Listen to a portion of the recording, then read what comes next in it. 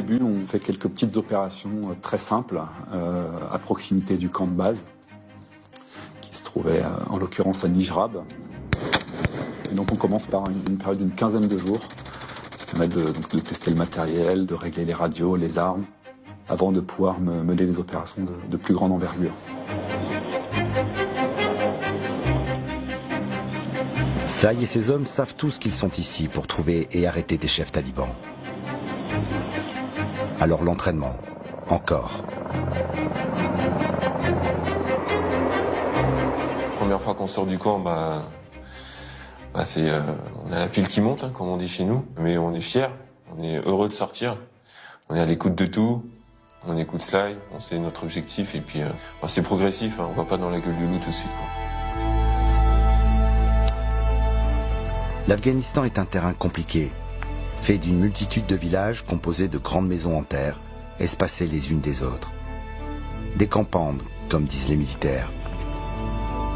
Beaucoup de petites ruelles, beaucoup de campandes. C'est des petits villages qui sont plus ou moins collés, avec beaucoup de maisons, avec des toits, des ruelles avec des petits murets, des trous dans ces murets. Voilà, on peut s'y cacher partout, quoi. C'est la montagne. La montagne, c'est dur, hein. À cette époque-là, il y a beaucoup de boue, beaucoup d'eau. Les déplacements, on les fait avec des charges lourdes, donc on s'enfonce vite. Situé dans la chaîne himalayenne, il peut faire jusqu'à -20 degrés le soir dans la province de Kapisa. À ces températures, les corps souffrent.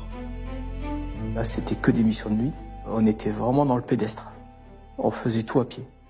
Donc il y avait très peu de mise en place en véhicule et donc on a commencé à voir justement le matériel, l'équipement, à voir si nous on était capable de faire tant de kilomètres en une nuit et de pouvoir revenir. On se cale, hein, c'est comme une voiture de course. Hein. On part pas faire le Dakar si la voiture elle est pas prête. Tout de suite on est aux aguets, il y a une concentration à chaque moment, on sent le danger là quand on sort.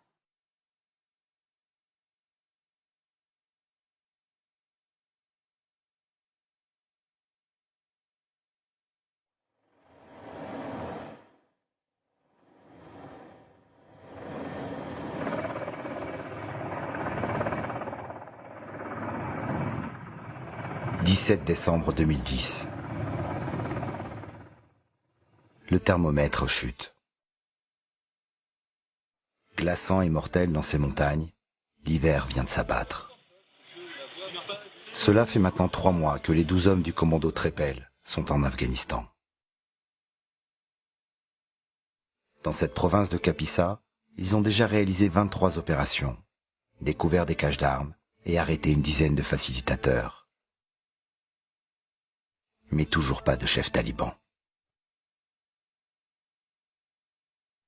L'opération HK-35 va changer la donne. La mission était de récupérer un facilitateur dans une vallée que nous connaissions par cœur.